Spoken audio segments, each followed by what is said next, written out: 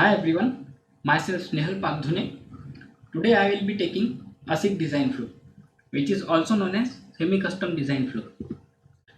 In the last session, Aditya has already discussed regarding the VLSI design styles, namely full custom, FPGA design style and semi-custom design flow. I will give quick recap on these topics. Full custom design flow. In this, you have full liberty to develop an ASIC right from scratch level, means right from transistor level. If you change certain parameters of transistor, the gain of transistor will be changing and definitely the output signal at the transistor output will be impacted. So this type of design style is usually used by analog designs because in analog designs transistor parameters play a vital role. Second style is FPGA design style. This one is quite flexible and user friendly. This type of design style is usually used in labs or by students at their homes. Example, if you have Spartan 6 FPGA board, you can give your desired input patterns and text the functionality. Third one is semi-custom design flow. In this, you have pre-designed attributes available with you and you have to develop your ASIC by using these pre-designed attributes. These attributes are standard cells and macros and these are main scope. As the name suggests, application specific integrated circuit. It is usually designed to perform particular set of operation. For example, an ASIC which has been used in your mobile.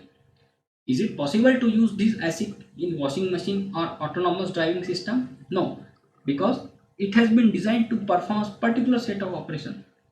So usually these types of ASICs is usually developed using semi-custom design flow.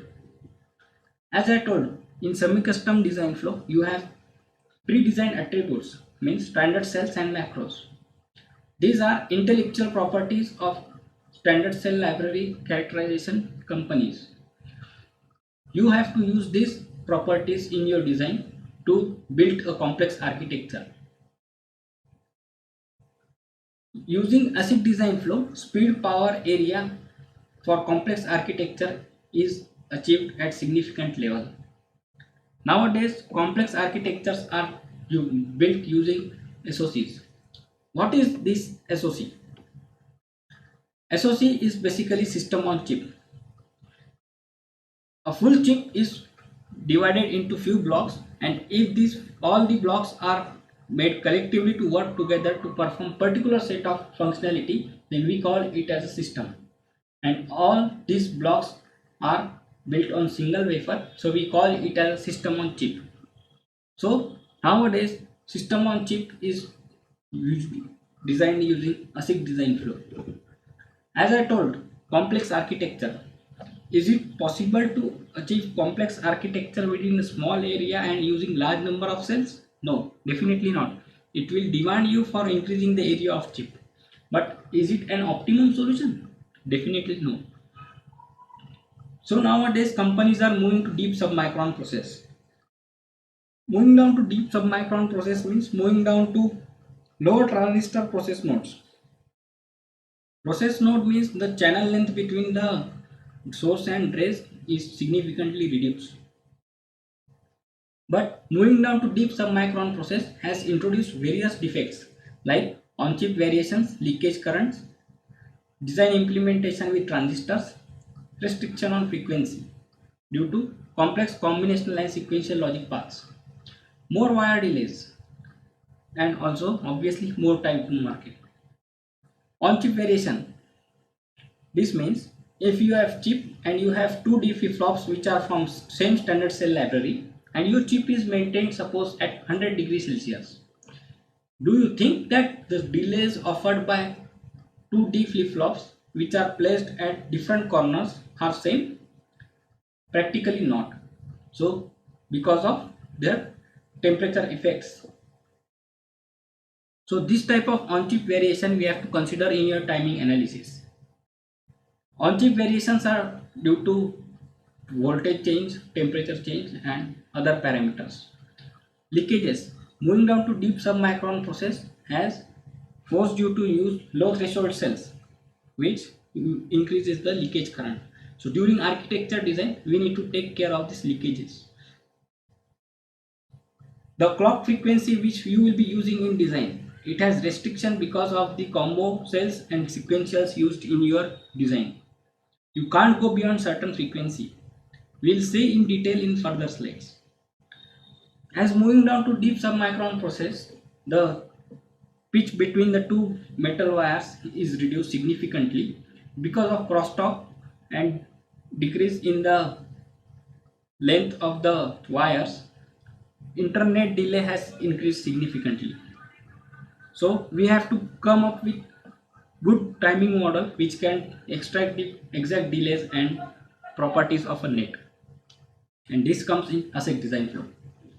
And obviously, if complex architecture chip is there, it will take more time to market.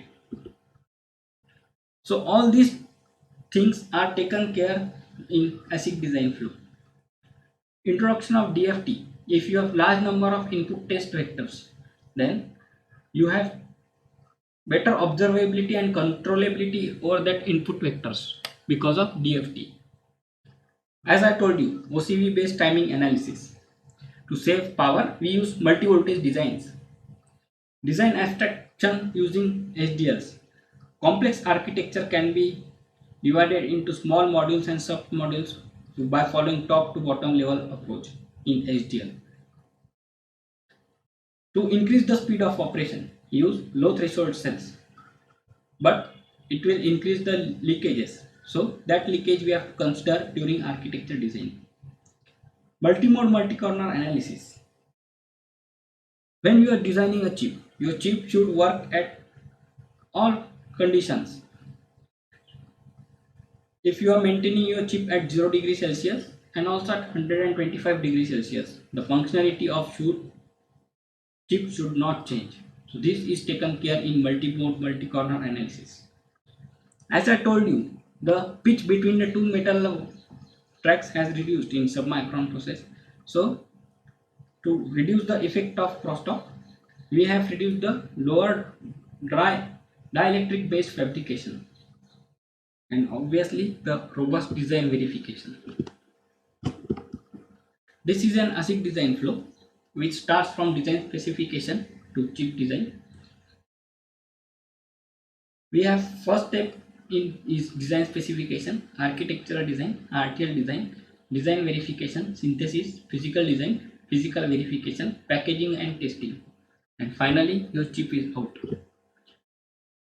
So design specification is a manual which is generated after getting feedback from MRD team. MRD team requires the specification and the previous experience of the technology and what is the current market trend. The overall functionality of the chip is mentioned in this design specification manual. If you are using certain blocks in your design, then block to block relationship and what functionality is included in block, everything is mentioned in this manual.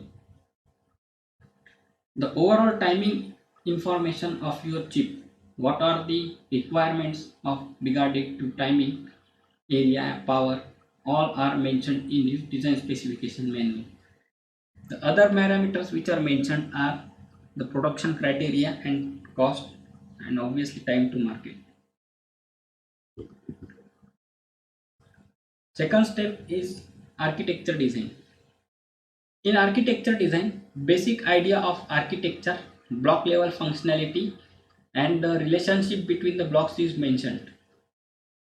The different memories which you will be using in your chip, the architecture level, pipelining, the ALU register bus width, everything is mentioned in this architecture.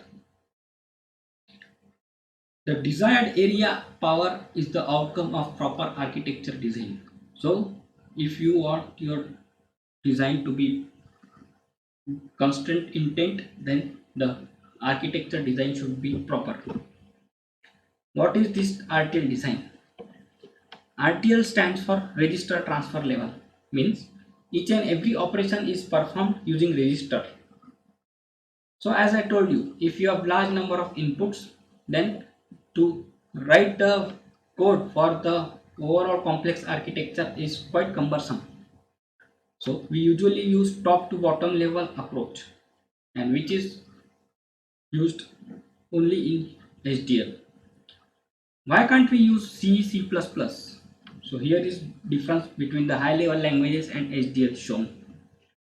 As we know, the sequential cells and combinational cells are used in the design.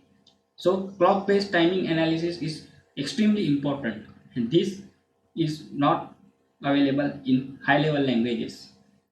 Also, there is no synchronization between hardware in high level languages, but in HDL you have full liberty. Third one is concurrent behavior can't be modeled. As I told you, complex architecture can be broken down into modules, submodules, and all are concurrently modeled, and this can be achieved only in HDL. So, method of implementation of architecture and its functionality using HDL to get RTL is RTL design. RTL team writes the full design intent using Verilog code and is totally technology independent. Means if you are writing a Verilog code, this Verilog code can be used to develop a chip for 10 nanometer, 28 nanometer, etc. It's totally technology independent. Hence, one RTL netlist can be used for various process nodes.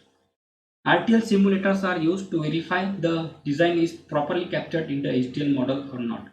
Examples are VCS and QuestaSim from Synopsys and Cadence respectively. This is a piece of code which shows the FIFO operation. FIFO is a device which is used to transfer data from one block to another, and the two blocks are working on different clock frequencies.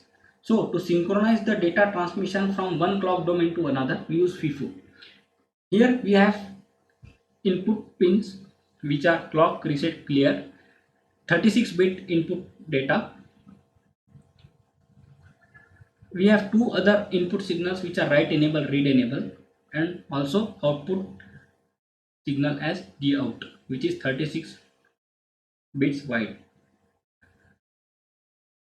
Here we have taken care of all the clock cases. So if you will see carefully, this always at the rate pause edge clock or pause edge reset. So always at the rate block is always monitored simultaneously. So all the always are checked simultaneously at one go. So if any of the case is occurring, then particular functionality will be performed. If you consider always at the pause edge of clock, if write enable and first bit of write address register is high, then register 0 will be getting the input data of 36 bit. This is write operation. In last we have mentioned switch case, which case if any of the bit is high, read address or any of the event is occurring, then particular set of function is performed. Like if read address register is 0, then your output register of 36 bit will be getting value from R0 register. For second case, your output register will be getting data from R1 register, and so on. So like this you can make your architecture design in RTL. Thank you guys. I will close this topic over here. Further design flow I will be discussing in further lectures. Hope you enjoy it. If you have not subscribed to this channel, please subscribe it. Thank you.